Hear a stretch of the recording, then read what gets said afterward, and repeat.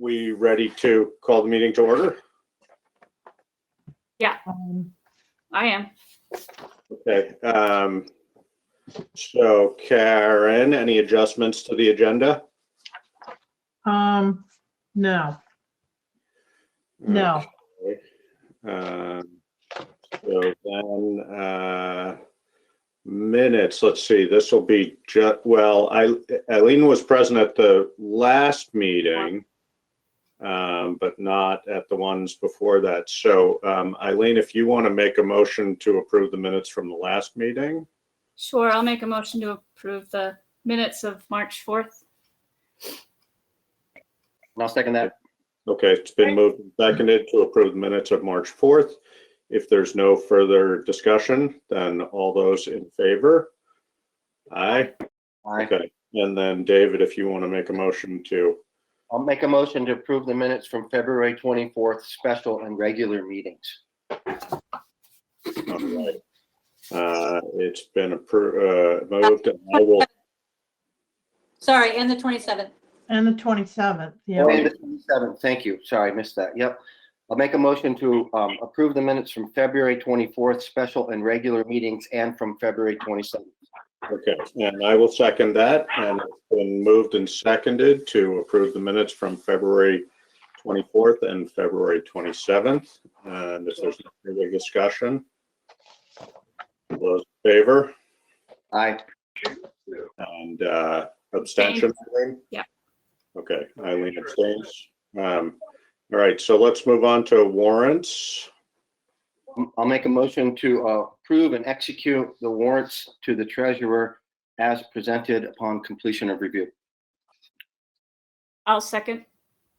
Okay, it's been moved and seconded to approve and execute the warrants to the treasurer. We have two warrants, an accounts payable and a payroll warrant. And so we'll go ahead and review them and then we will vote after that. So Karen, you want to go through those guys? I will. Payroll warrant dated March 12th, 2021 in the amount of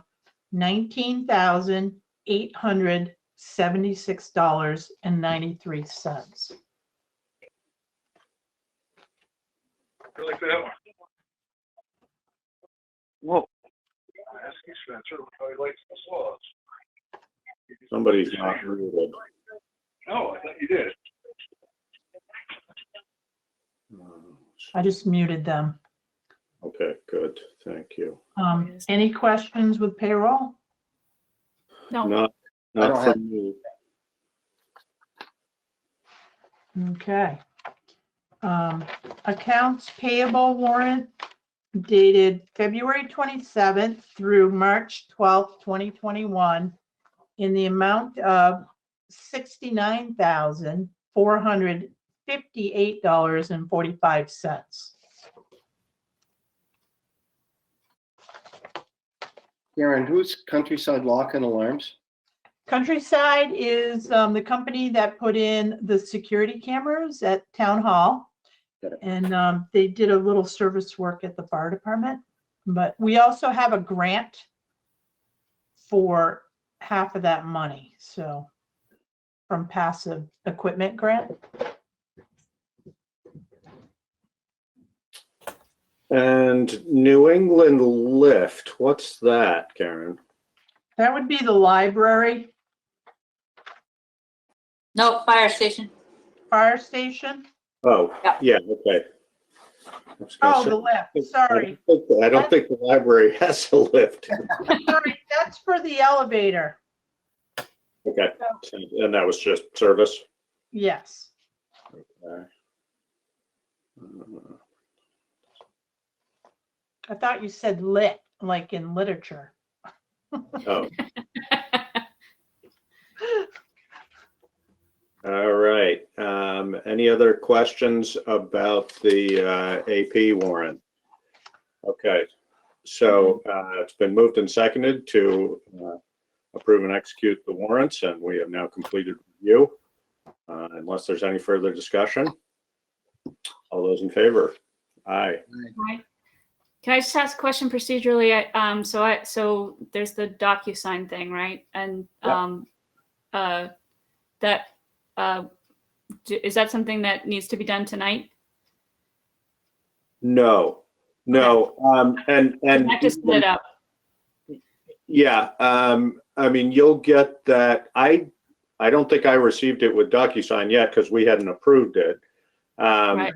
But you can do that, Eileen. But basically, as long as there's two signatures on it, then those checks can be issued anyway. Well, as long as we've approved it and signatures are pending, then we can issue checks. So, you know, as soon as you can get to it, or if you're not comfortable with that, you can go in and sign in person as well, whichever way. Okay. Yeah, I need to set it up, and I can't remember. I've done it before, but I can't remember how long it takes. The way Alyssa sends them, there's no setup at all. Basically, you basically just click yes, and then you have to accept the terms, etc., and then you pick a signature, and it's Okay. on. So Okay, it's so it's payments. All right. really cool. straightforward. Good. All right. So next on the agenda, public comment on items not on the agenda. Let's see. Okay, I see Swift raised her hand, and then I see Fletcher Proctor. So why don't we start with Swift and then go to Fletcher, and then we'll see if there are others. Fletcher can go ahead first if he'd like. That's fine. Fletcher, you want to go ahead? You're on mute, Fletcher. Or at least I can't hear you. I can't hear him either. I just sent you. Okay, is that better? Yeah, Yep. there you go.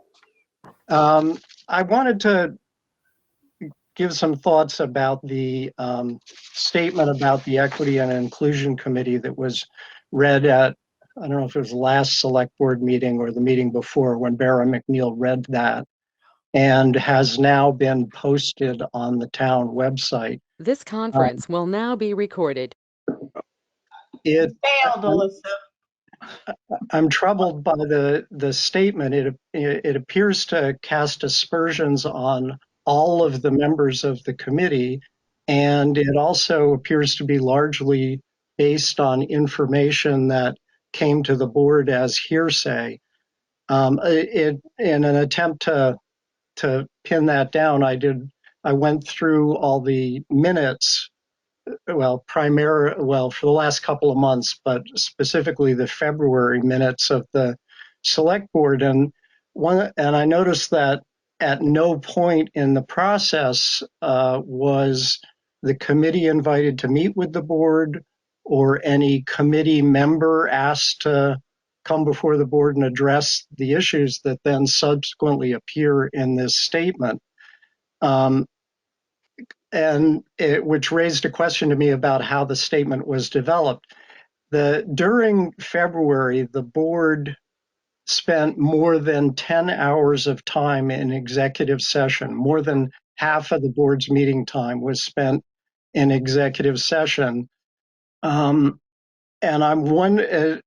Which raises the implication that this statement was developed in executive session. I'm wondering why, since the statement deals with the role and functioning of a board committee, why is a town committee's role and functioning being developed in executive session?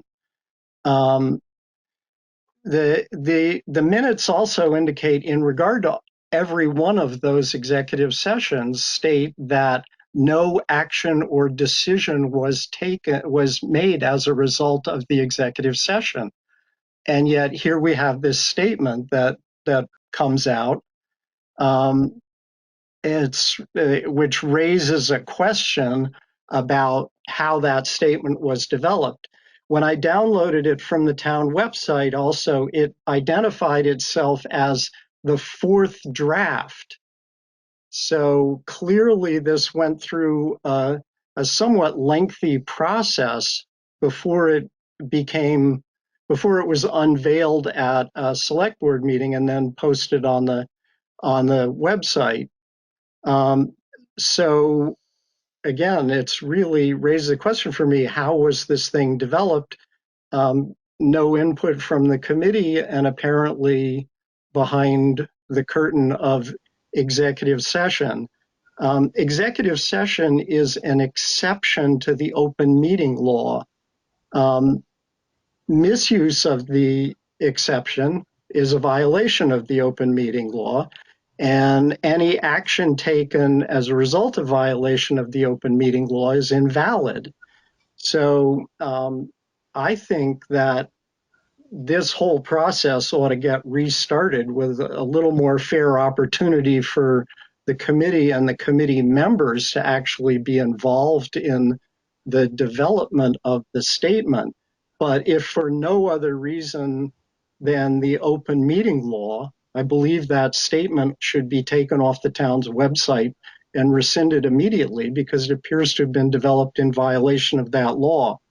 But more importantly, in terms of the discussions around equity and inclusion, you know, to be honest, I just think that that statement just throws the committee under the bus. I'm not sure why the board got to the point that they did with it, particularly since the process has been opaque. But I really think that the statement itself is both flawed and inappropriate. And I would highly recommend that it be taken off the town's website and seriously rethought by the select board. That's my 2 cents. Thank you. We can have, let's see. I mean, Swift, I don't know whether you want to add to that. I'm happy to address some of that, Fletcher, and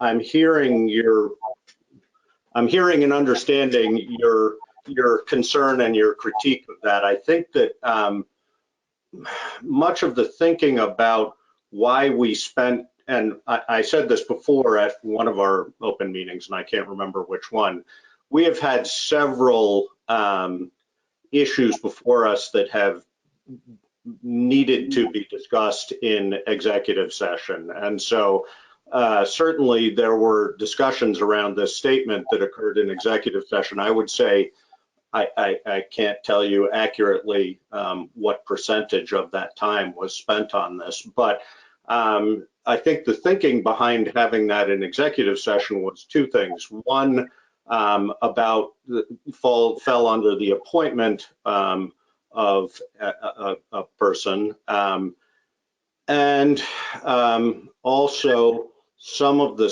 subject matter related to it was very personal and confidential. So, but I, in retrospect, would agree with you that perhaps the further development of that statement in executive session, we would have been well advised not to have done. So I will definitely take that as a fair critique, and my apology. That wasn't the intention. The intention was to, or at least my intention, and I will speak only for myself, not for my other select board members, but was that we were trying to have discussions about appointment of individuals and the complexities of that in this context, and to protect some private information about individuals both on the committee and not on the committee, and that would have potentially put people at, it would have been disclosure of personal information that we wouldn't have chosen to. But as far as, I mean, I don't have any, again, speaking for myself, I don't have any problem with continuing this conversation in a more open manner, and to revisit the development of the statement as necessary.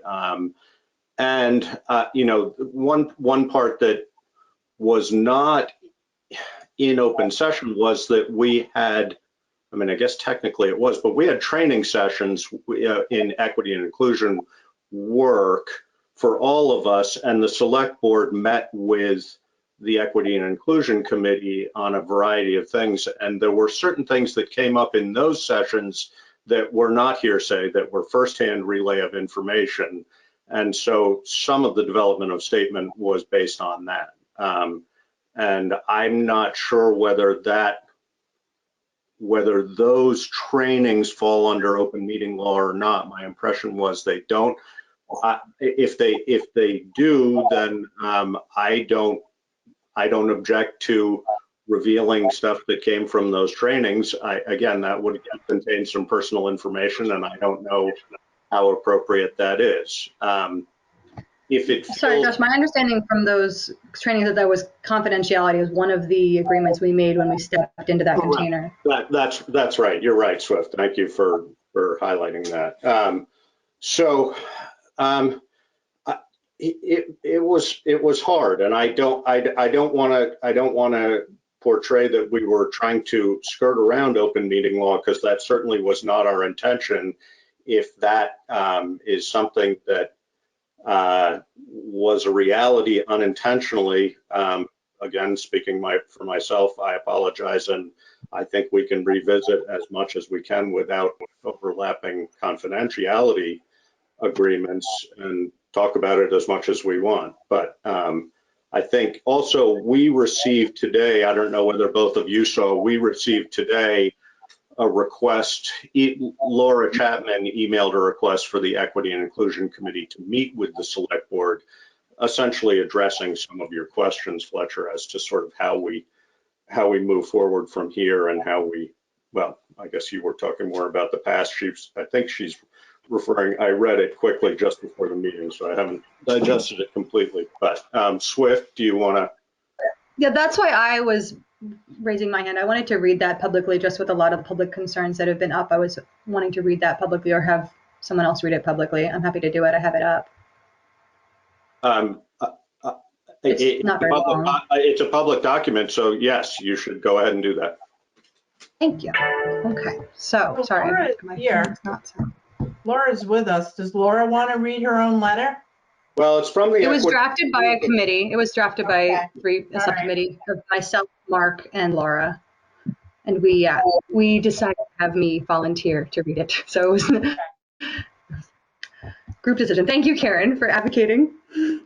All right. So dear Town of Putney Select Board, sorry if I'm not looking right at you.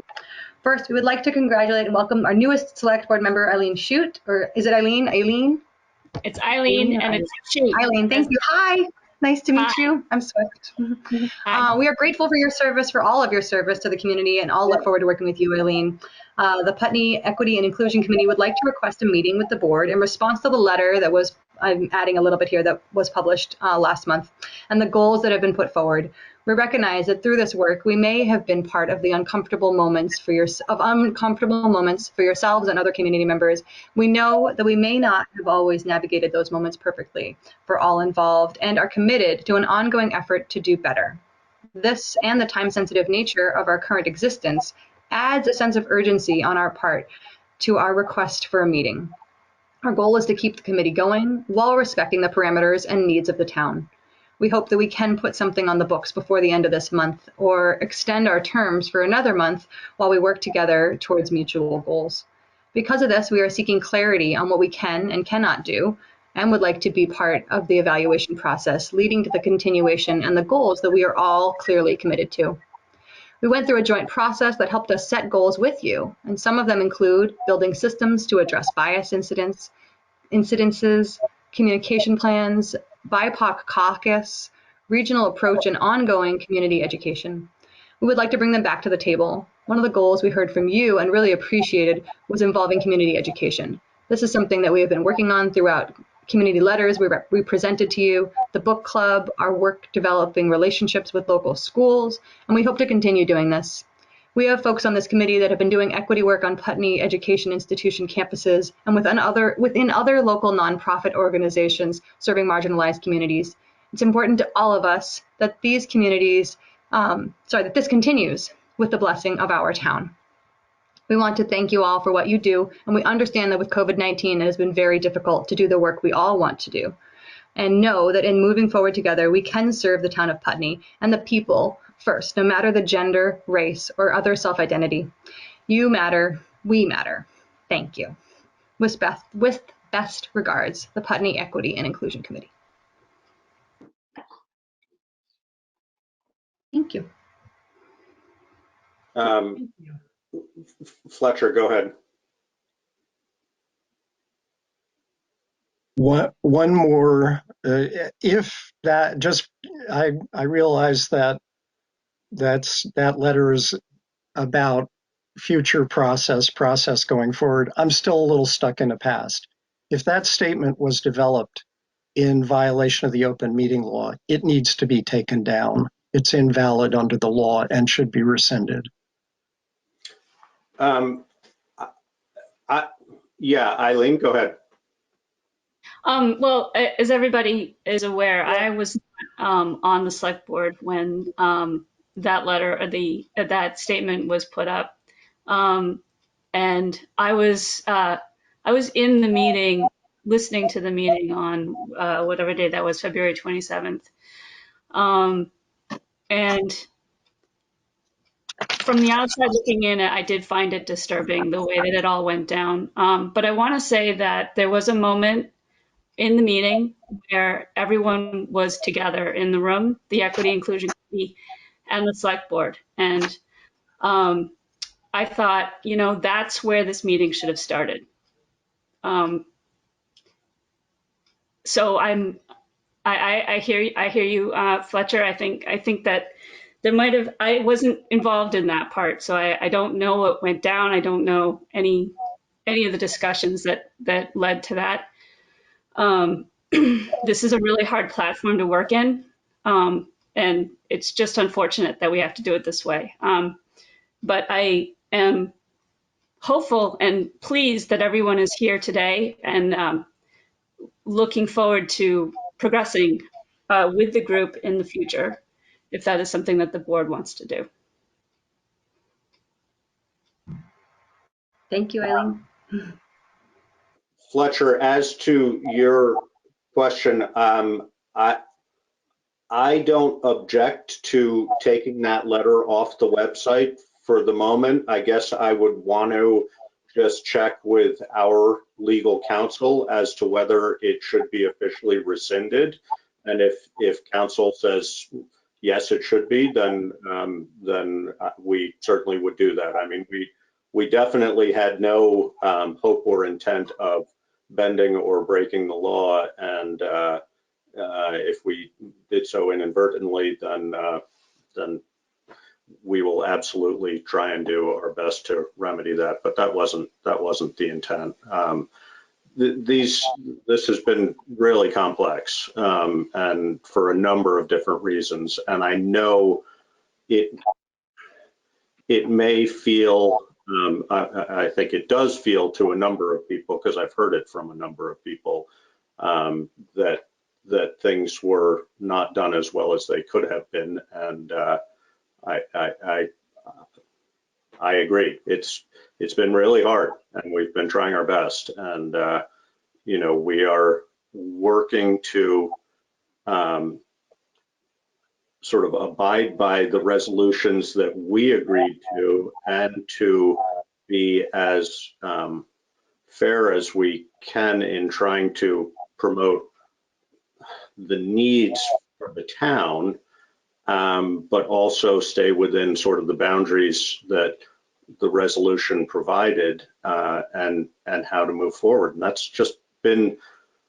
that's been complicated. And I also want to recognize your assertion about it being sounding like this was, I don't remember exactly how you phrased it, but disparaging of the whole committee. And that we were not trying to disparage this committee or its work. We were trying to prevent some activities that had been going on that we did not feel were appropriate within the bounds of the resolution that we had approved.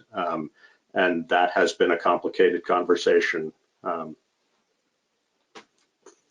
a little while. So, but yeah, I think less of it.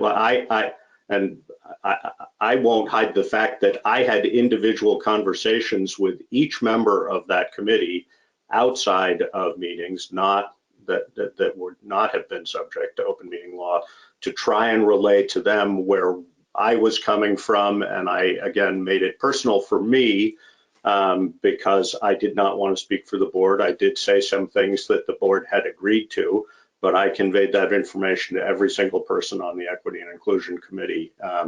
And I perhaps should have said that before in open meeting, but in the interest of full disclosure, I tried to be pretty clear with everybody on the committee in sort of individual things. And the statement was not received well by some, and I apologize for that. And we'll figure out the appropriate next steps. Okay. Those conversations were also problematic because they were conversations about discussions the board had, whether valid or not, had in executive session. So frankly, the conversations were a violation of the statute as well. I don't believe that would be the case because I did not go into sufficient detail, but I'm not going to argue law with you, Fletcher. If you want to take me down for it, go for it. I'm sorry, I'm trying. I don't know what to tell you. We're working hard, and we try and get legal advice as we can, and we try and abide by laws and the statutes. And if we screwed this one up, I apologize. I mean, we're trying. We really are. And it may feel like we're not trying for what you want us to try for, but we have the same interest, which is to advance the work of the town and advance the work of equity and inclusion in the town. We just seem to have different visions of exactly how that's supposed to occur. So. Well, I don't want to bicker either, but it's not about how I feel about it. I'm just telling you what it appears based on my understanding of the law. It's not a process that I'm asking you to please me. I'm asking you to do it straight up the way the rules require. And I'm telling you that we have tried to do that as best we could. And if we cross lines, again, I apologize. I don't know what more I can say. I guess what more I can say is we will try to do better going forward. And if we've made mistakes, we will try and correct them.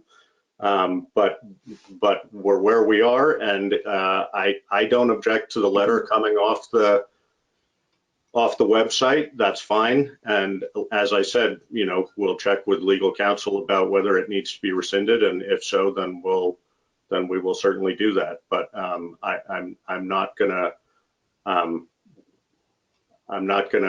do that right now just based on your statement, because not that I don't know you. I know you know what you're talking about, Fletcher, but I can't do that without further discussion with others. So I can't recommend it. I can't do it on my own, period. But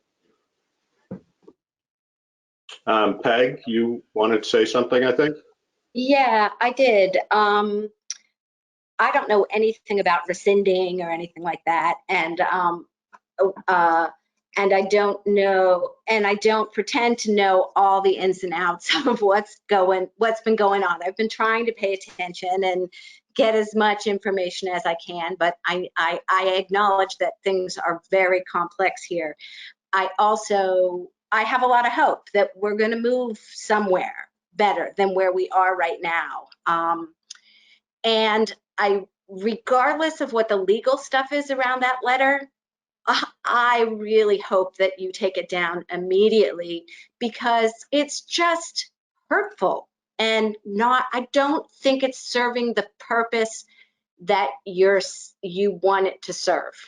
I think it's really counterproductive to the purpose that I can see that you want to have happening. So I just think it was a mistake, and it should just, I don't know about rescinding. Like I said, I don't know what that means to rescind a letter, but it should at a minimum just be taken off immediately, because it was really offensive.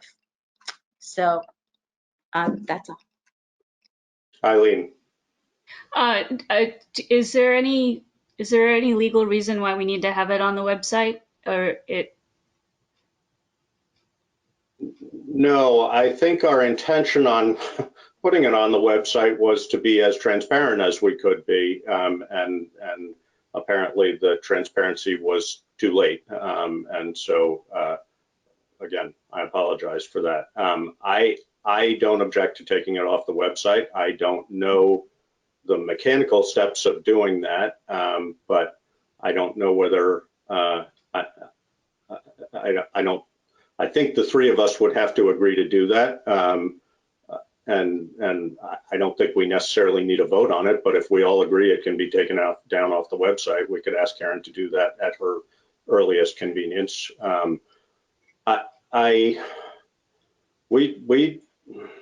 Yeah. Well, so I support taking it down. I think that we also, I mean, almost more importantly for me, and I don't know, David, whether you want to weigh in or don't want to weigh in. I mean, we worked hard. I know we have offended some people, and I know it felt hurtful, and we didn't mean it to be hurtful. But if we harmed people, we're sorry for that. We tried to be as clear as we could and stay within the boundaries of sort of breaching confidence, and that was not easy to do. But we certainly didn't mean to be punitive or hurtful in our process. David, you want to comment, or? I think I understand that people got hurt. Certainly wasn't our intention. We spent a fair spot of time trying to craft this in a way so that people wouldn't be. But the reason it was crafted at all was that people were also being hurt who weren't on the committee. And things were happening in a way that we felt didn't fall within the parameters that we had set, and maybe not even legally. And so we had to say something. And that's really all I'm going to say about it. The information that we had, I do not believe to be hearsay. I think it was direct, and I think it was clear. And I don't think I would have done anything if it wasn't that. So I don't want anybody to be hurt. I would like this to move forward, but I think doing the work the right way is just as important as doing the work. And I think we were concerned about that. That's what I have to say. So do you object, David, to taking it off the website? I don't necessarily object to it, as long as we're still in conversation and we're going to work on the new charter for what this committee is supposed to do. The things that I remember from the trainings that stuck out for me were, bear with me just a second. John, sorry, not John, David, I do want to ask, just make sure to stay within confidentiality. I don't know what you're going to say next, but I trust you. Thank you.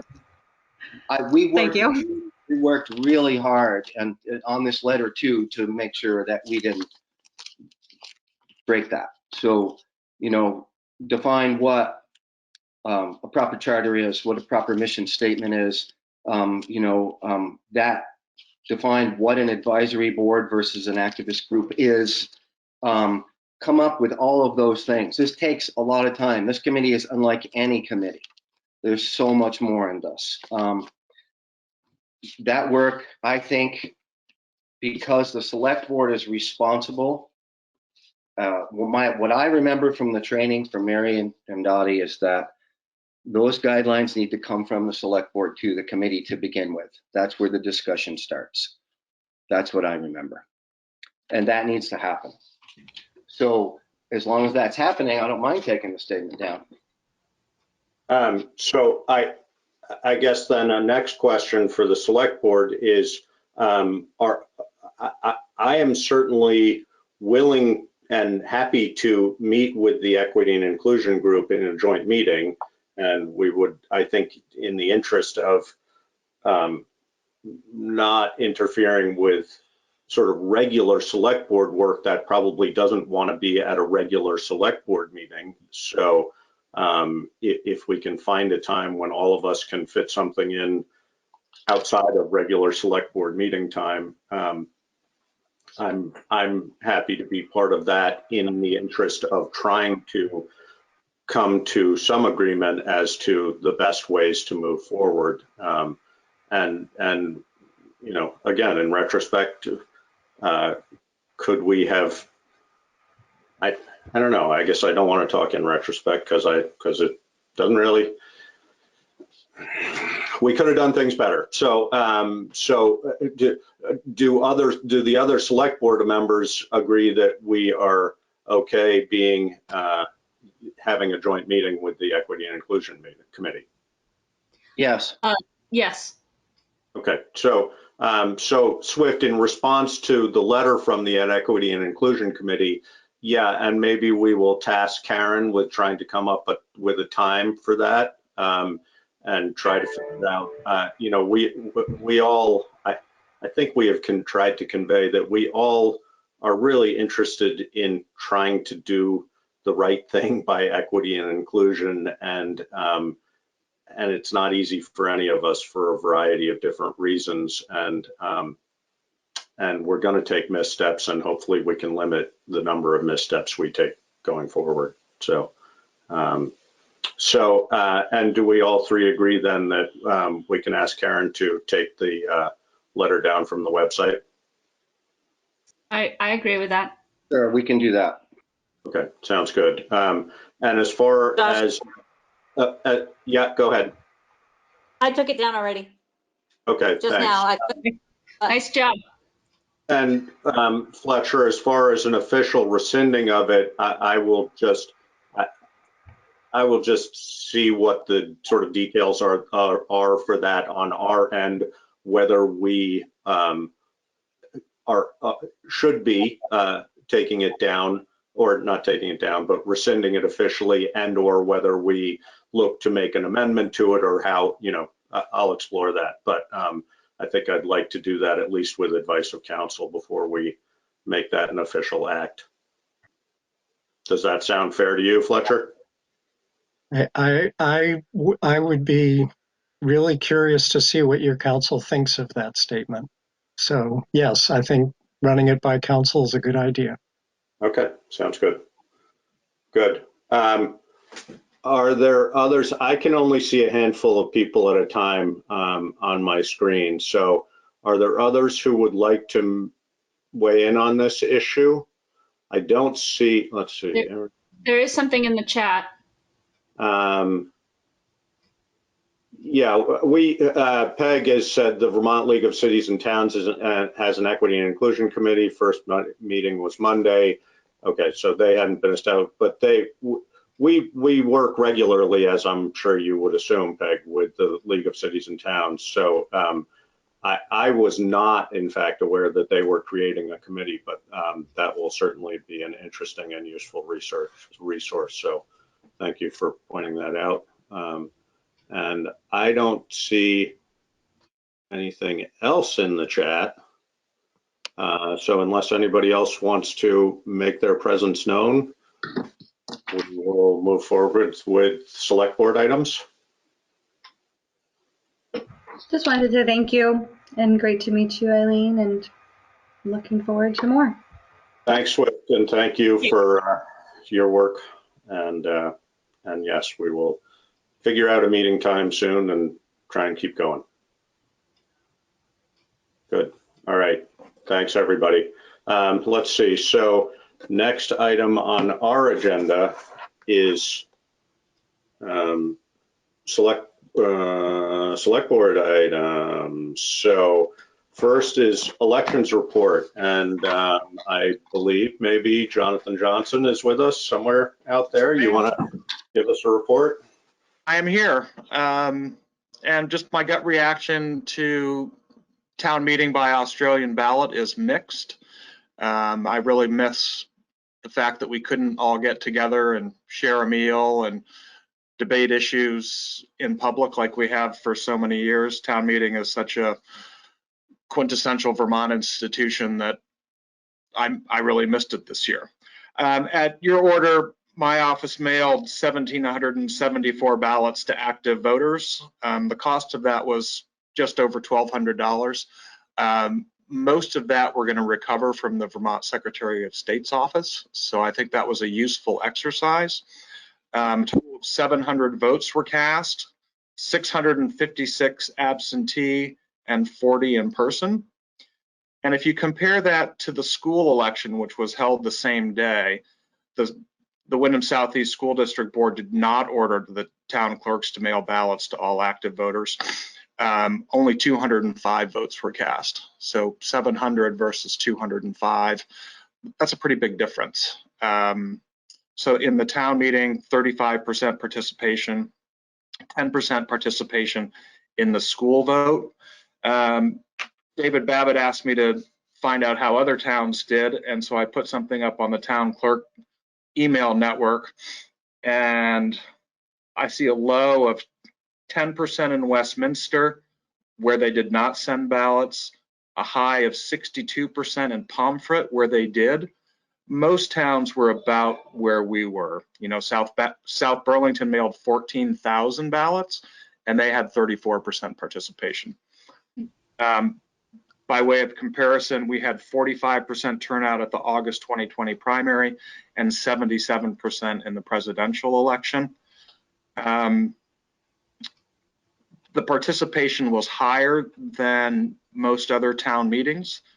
2020 is kind of an outlier because it was the presidential primary and Bernie was still alive at that point, where we had 47% participation.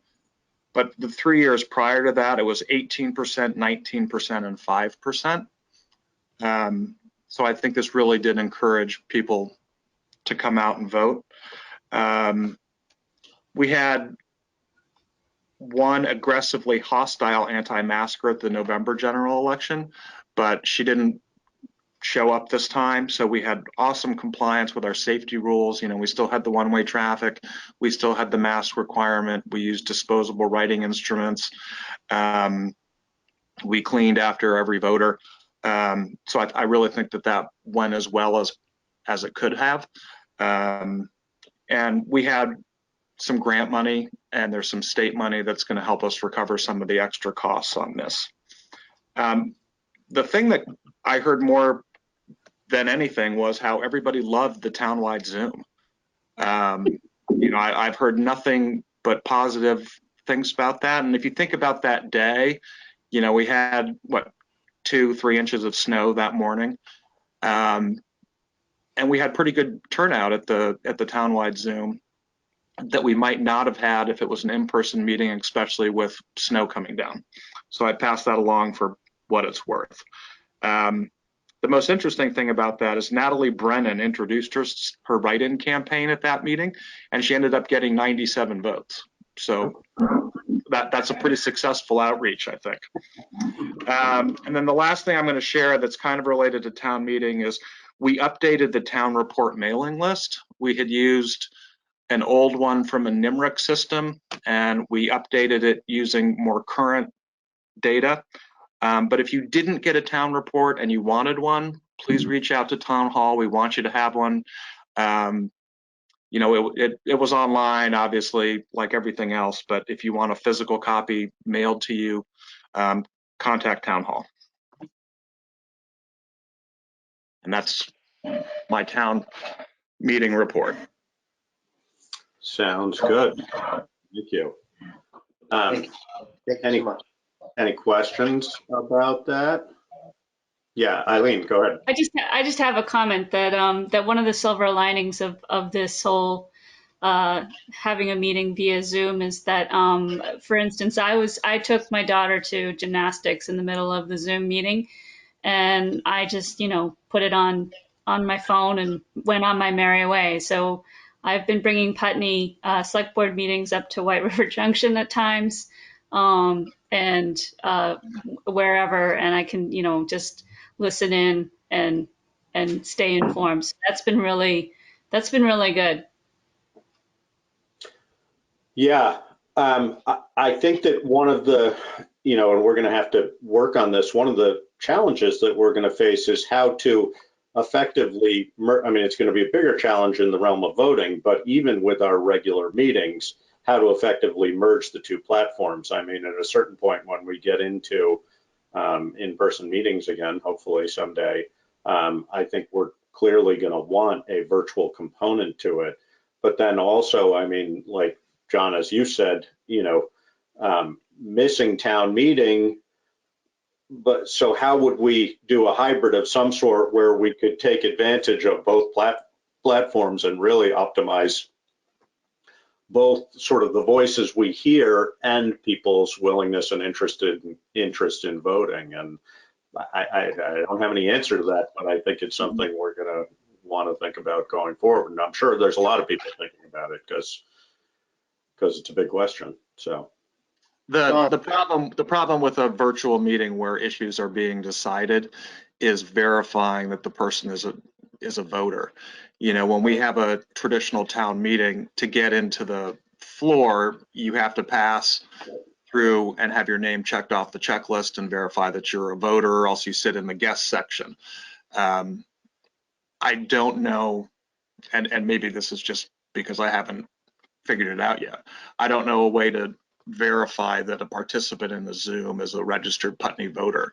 And if you have, you know, 100 people on Zoom, how do I make sure that those people are registered voters and entitled to a vote in a voice in that decision?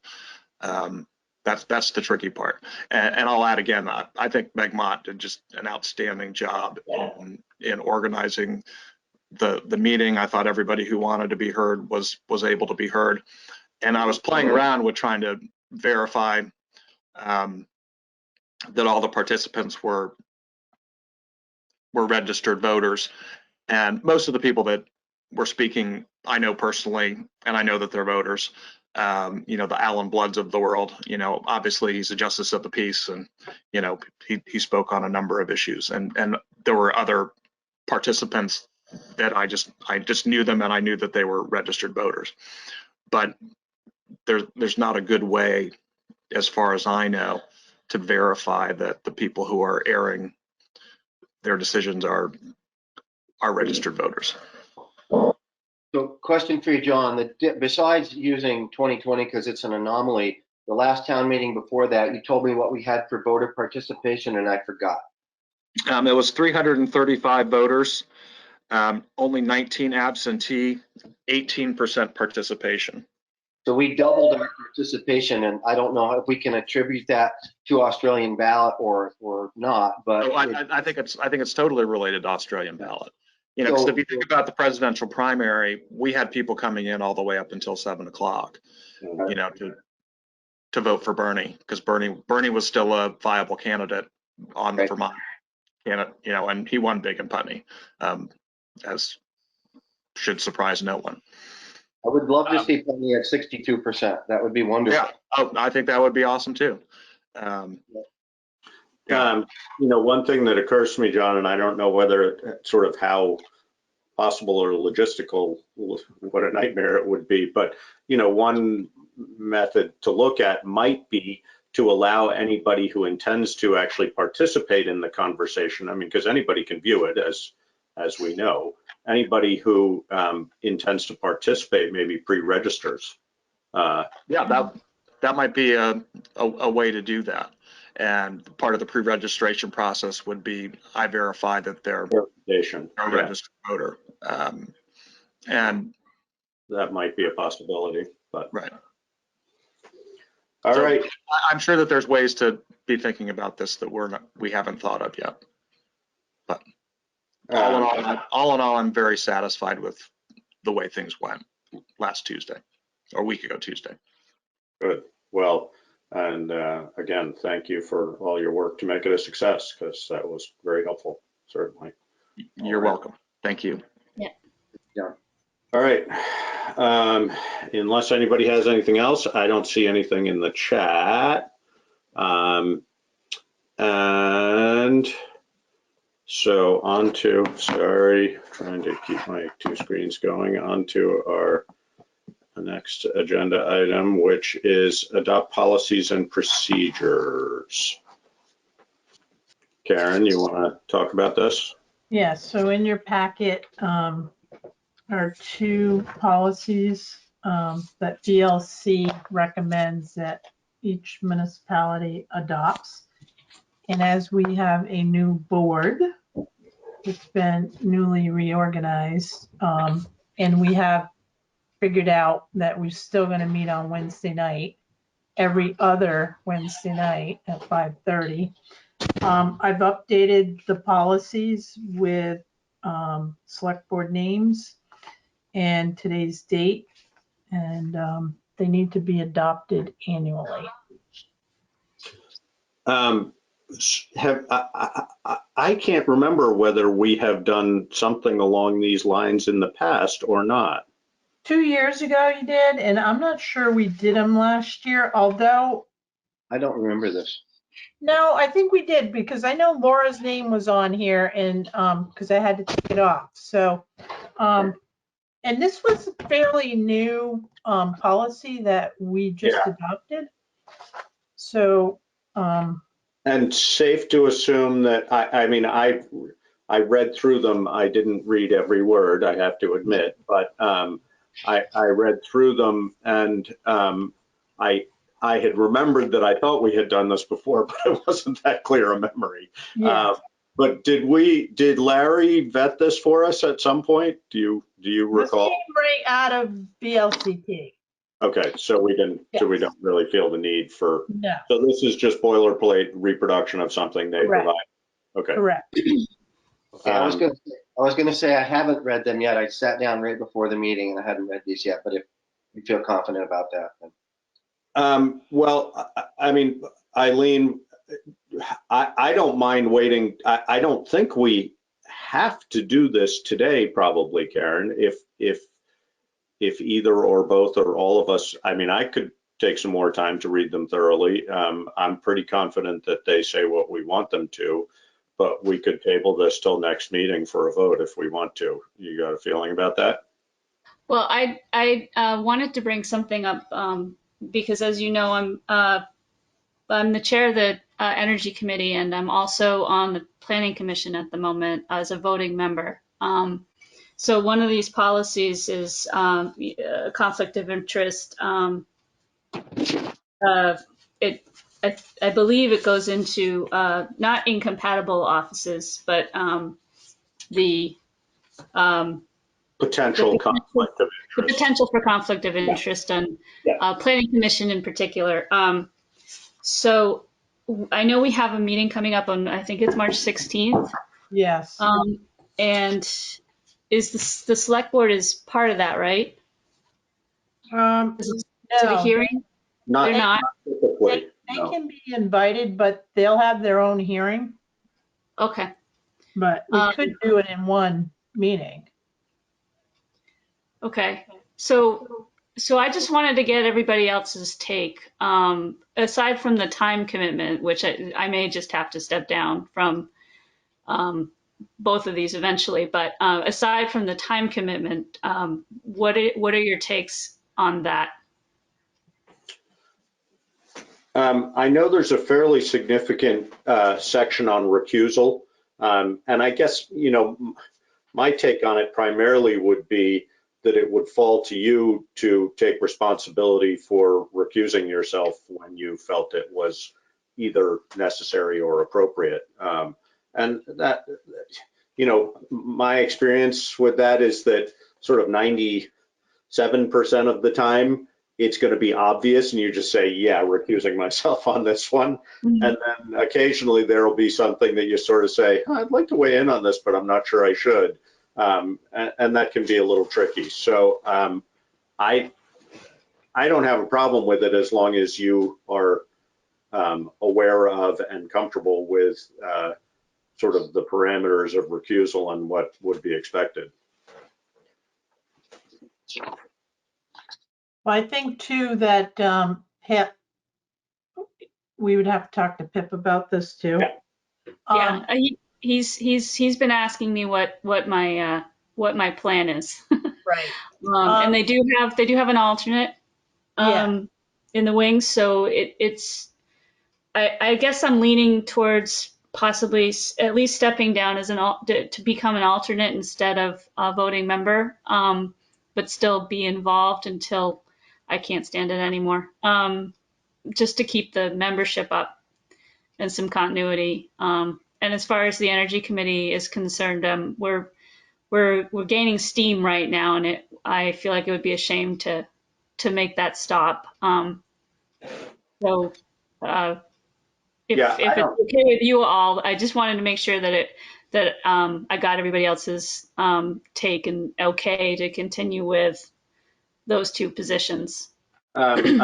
One sort of potential solution to the Energy Committee, I don't have any problem with you serving on both of those, but because typically there has been, or at times anyway, there has been a select board representative to the Energy Committee. So, you know, that might be one way to do that, is to unappoint you from the Energy Committee and you agree to be the select board representative to the Energy Committee. And I'm not sure whether that necessitates an unappointment, but we could figure that out. But I think there's certainly, with the Energy Committee, I think that there is value in the overlap between the two.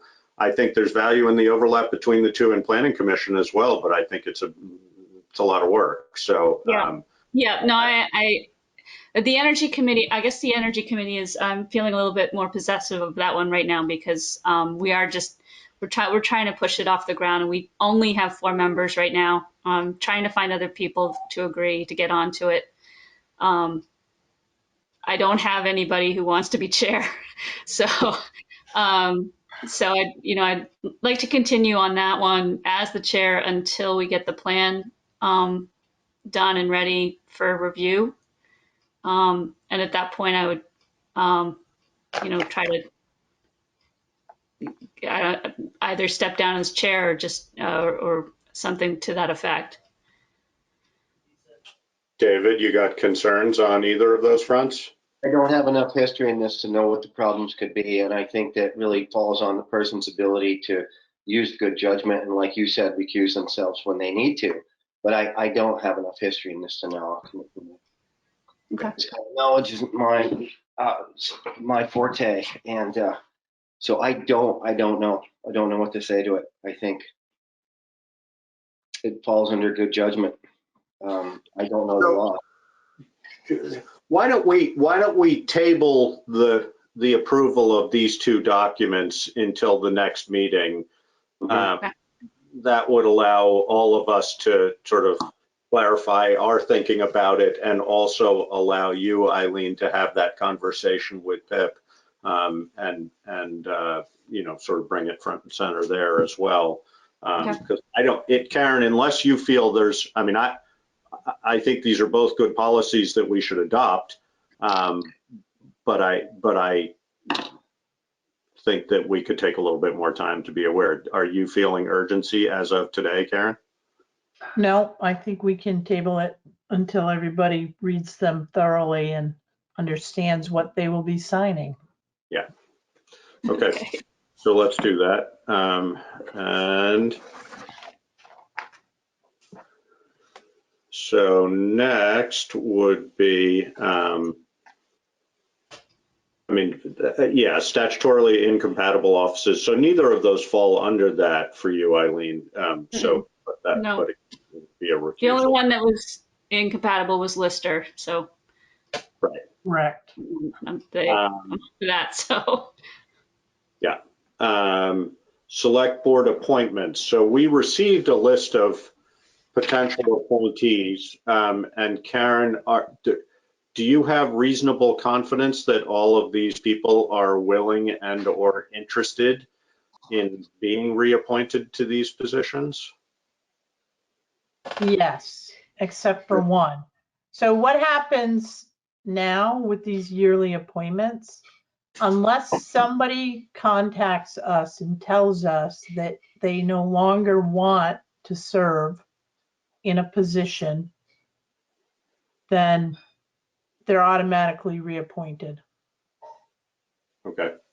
The only one I'm concerned about is Scott Henry. So we have a call out to him Okay. just to make sure that he still wants to continue as surveyor of wood and lumber and fence viewer. Okay. Well, I don't, we could, well, I mean, I think we could go ahead and adopt this slate. Eileen, I don't know whether you're familiar with this kind of, the appointments such as the one that Karen just mentioned, but they're pretty much historical remnants. Although occasionally, I mean, I went out to do a fence viewing last year. And essentially it was a dispute between neighbors that they didn't want necessarily lawyers involved, but they wanted an opinion. So we, John Johnson and I went out and we just located, tape measures and walked around, not dissimilar to Lister work in a way, and located pins. There was one we couldn't find, so we located where a pin should have been. And that established a fence line. So from time to time, things come up, but I'm not sure the weigher of coal will ever get another opportunity to actually do That's the one. That's the one I was wondering about. You never know. Yeah, I guess- There are coal burners in Putney. Yeah. I'm serious.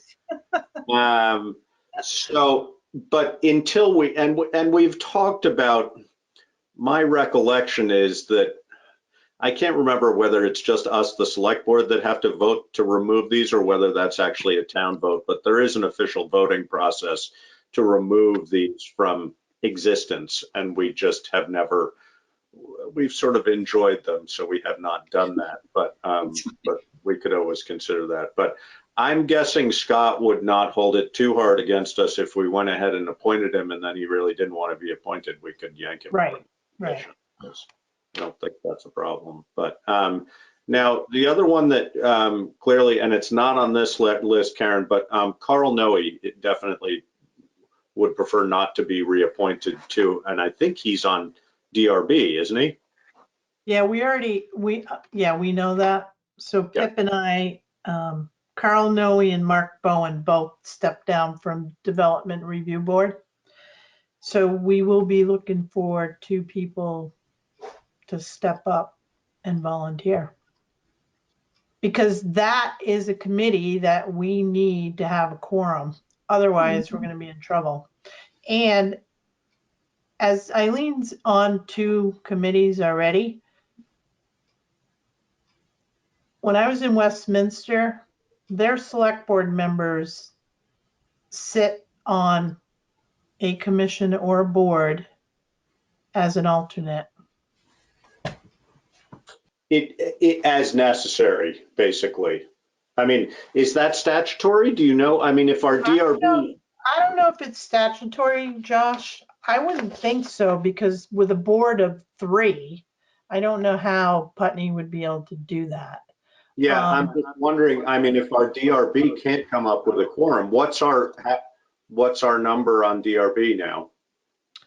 We should have 7, and we just, so Randy Zeiter hasn't been on the board for a while, and then we just lost 2, so we're down to 4.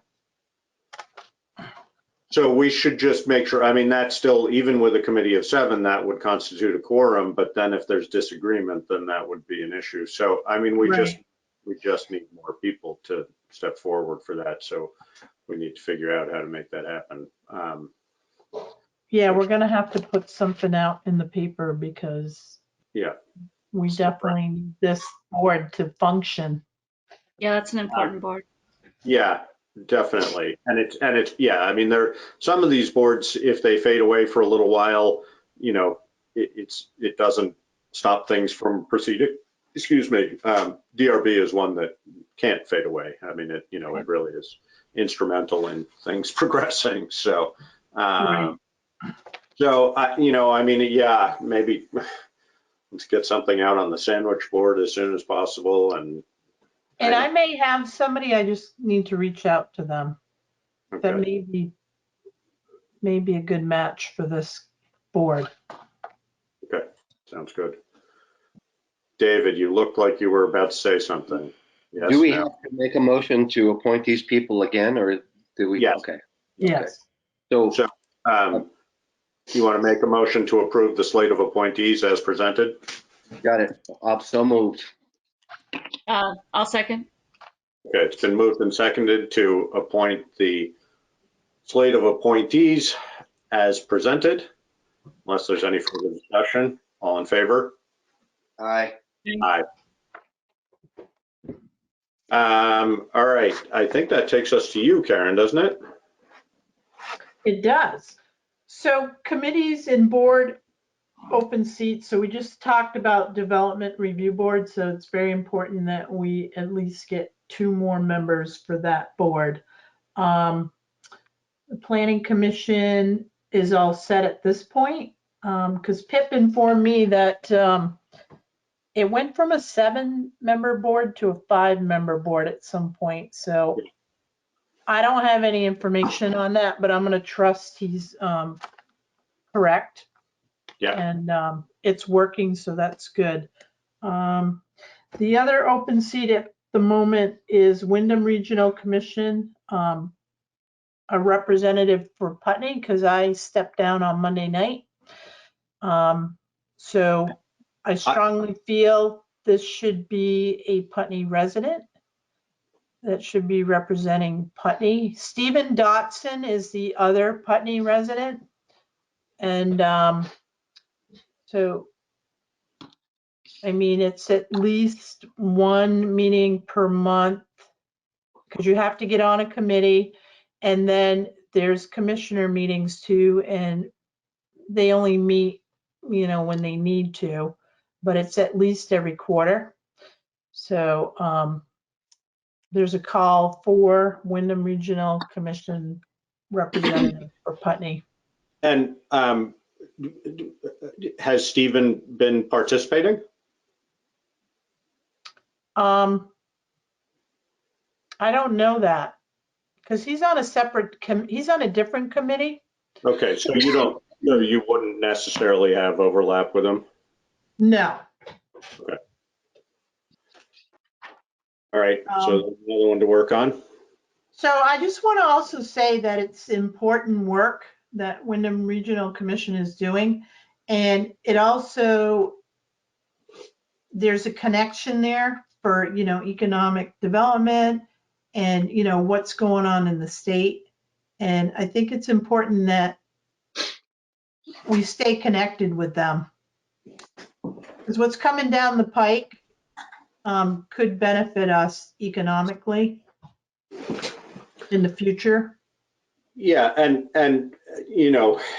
I think that there's going to be significant stimulus money, which that might bump that up, but it's also an ongoing thing. I mean, Windham Regional over time, that's a good relationship to have. Not that we don't have it even without a representative, but with a representative or 2 representatives, we're able to more fully take advantage of what's available to us. So it's an important one, definitely.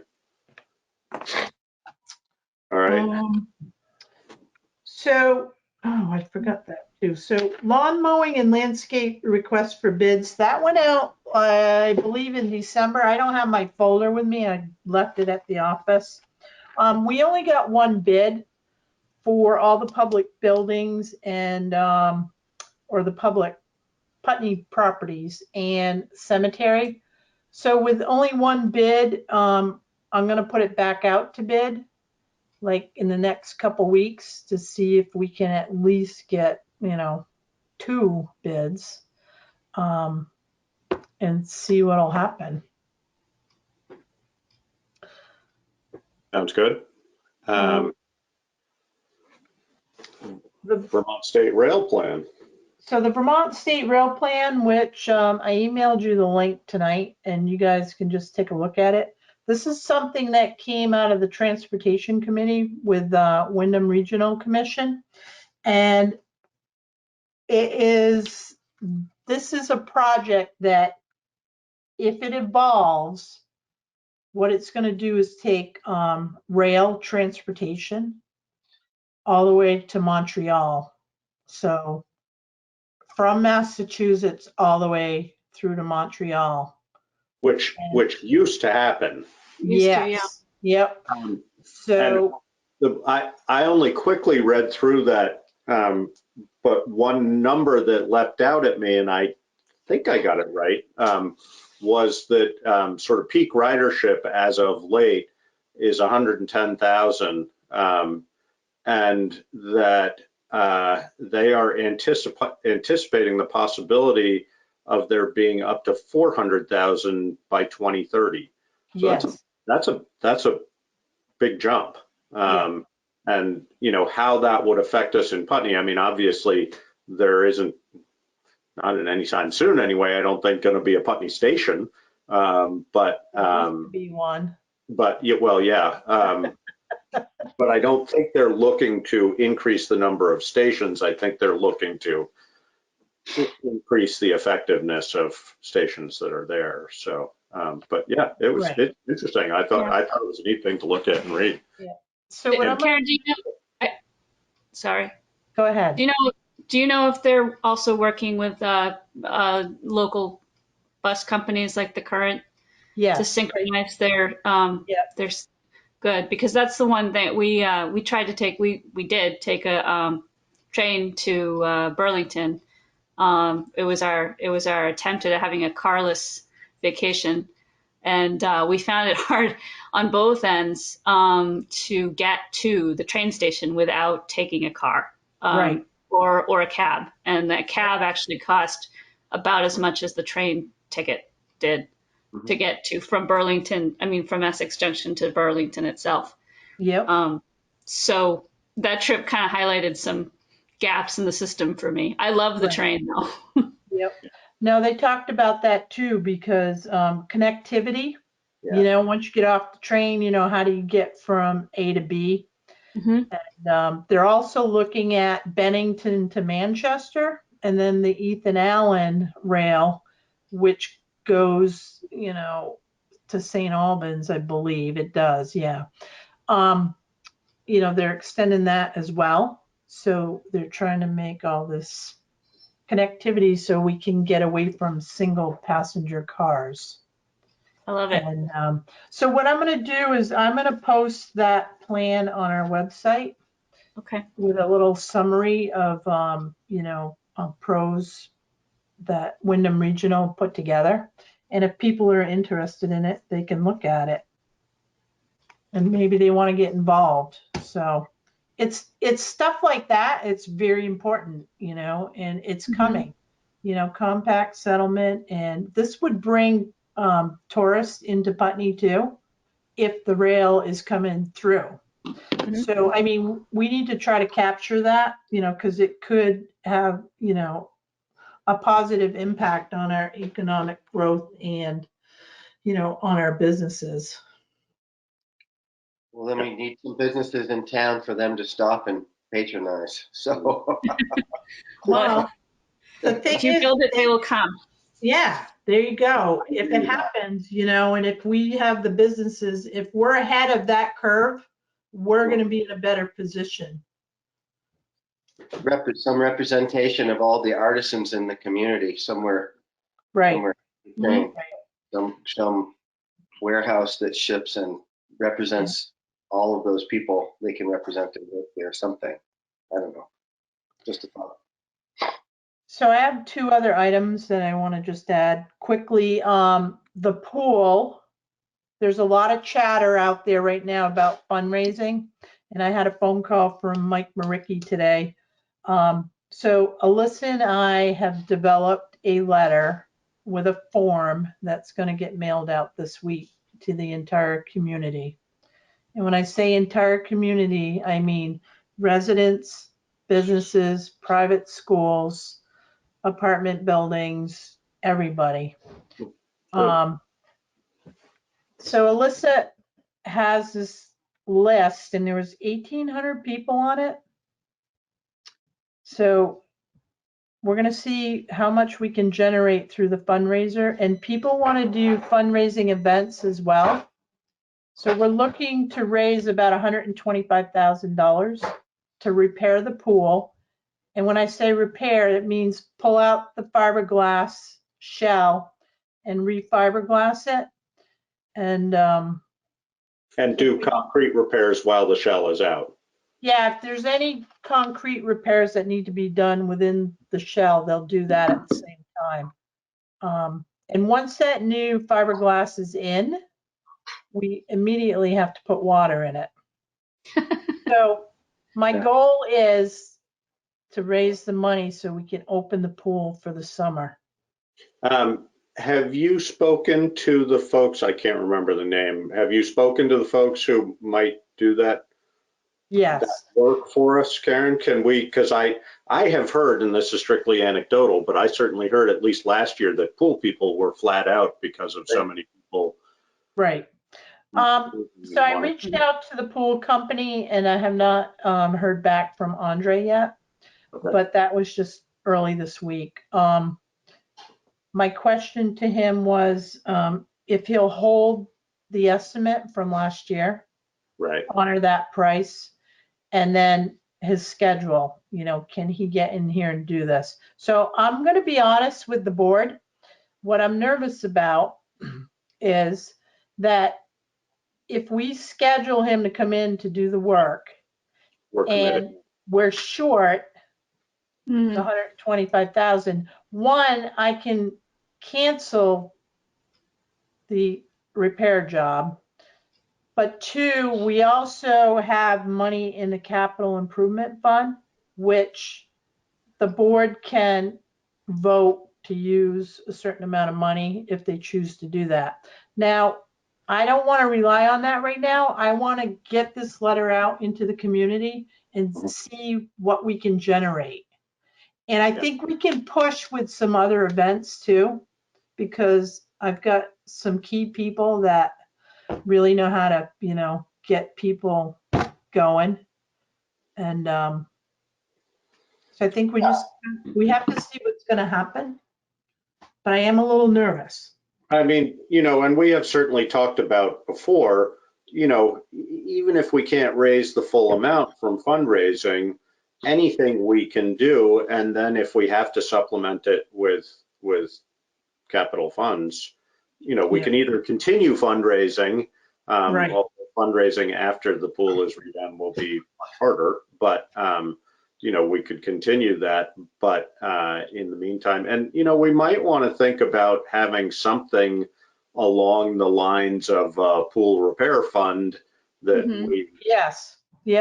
we both put contributions into and sort of actively solicit contributions, but also maybe we try and put, you know, whatever it might be, $5,000 a year into it from the budget in order to make to hopefully not get in this bind again, you know.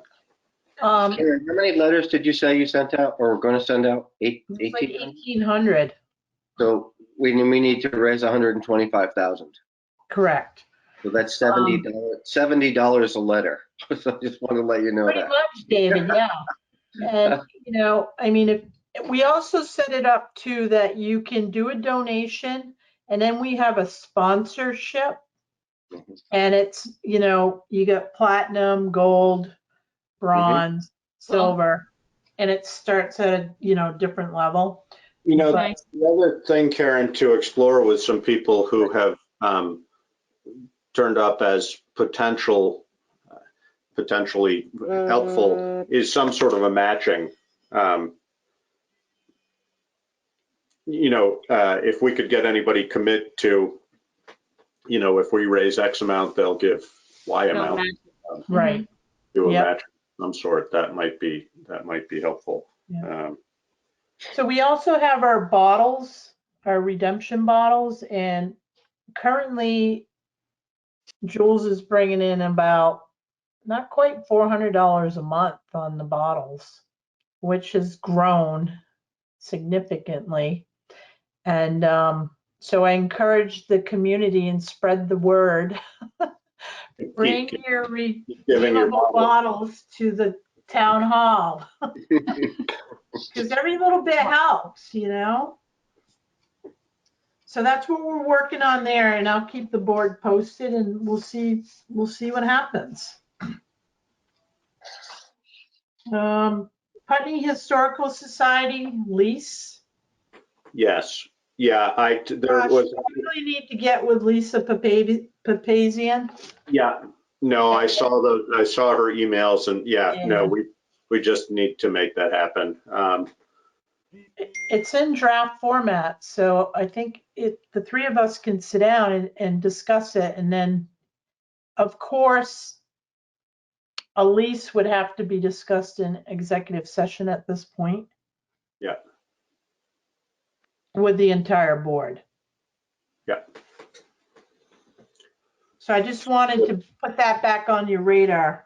Yeah, no, I was thinking, I think that hopefully within the next meeting or two, we can do sort of some select board goal stuff. And I Yep. thought one of the things that I'd love to set as a goal is to clean up some old business and not that, not that necessarily would technically fall into old business, but I think there is a little bit of a kind of a bucket list of, boy, if we could get some of these things finished up, that would be helpful. Yeah. Right. All right. That's all I have. That's it for town manager's report. So any other business?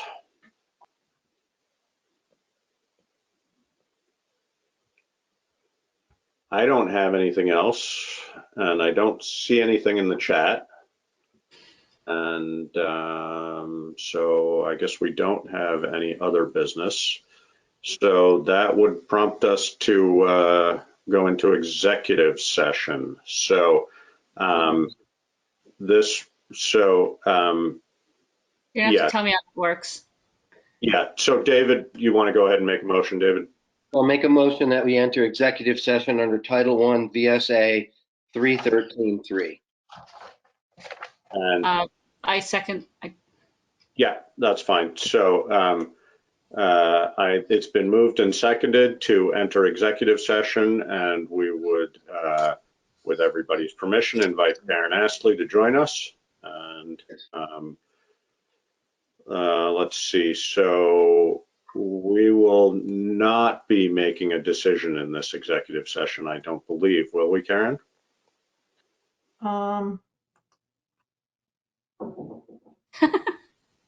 Well, She's it's a good. possibility, yeah. Okay, well, But it's I guess for nothing- BCTV, we will inform BCTV of the results of our executive session if we make a decision. Is that right? Correct. Yep. Karen, can you record when you come out of an executive session as usual? I will. Thank you. I Appreciate it. promise. Okay, perfect. So do Have a good we night, stay everybody. on the same meeting? Yes, Sorry, you do. say that again, Eileen, sorry. We stay on the same meeting? Yes, we stay on the same meeting. Okay. So it's been moved and seconded to enter an executive session and to invite Karen Astley to join us. All those in favor? Aye. So we exited executive session at 7:55 p.m. and we had productive conversation about an employment issue, and no decisions were made. And our next meeting date is, I don't have it in front of me. March 24th, is that it? Right? March 27. 24th, isn't it? Wednesday? Oh, sorry. Yeah, it's the 20. Yeah, March 24th. One of those days. March 24th. And, Any old day, whatever day. Yeah, exactly. 2 weeks from tonight. I know it's 2 weeks from tonight. 24th. 24th. And in the meantime, we might try and look to schedule a special meeting with the Equity and Inclusion Committee. And so we will obviously post that as appropriate. On that, if there's a motion to adjourn. Make a motion to adjourn. I second. Okay, it's been moved and seconded to adjourn. If there's no further discussion, all in favor? Aye. Aye. Thank you. Thanks, Thank you, Eileen. everyone. Thanks, Karen. Have a Thanks, good night. everybody.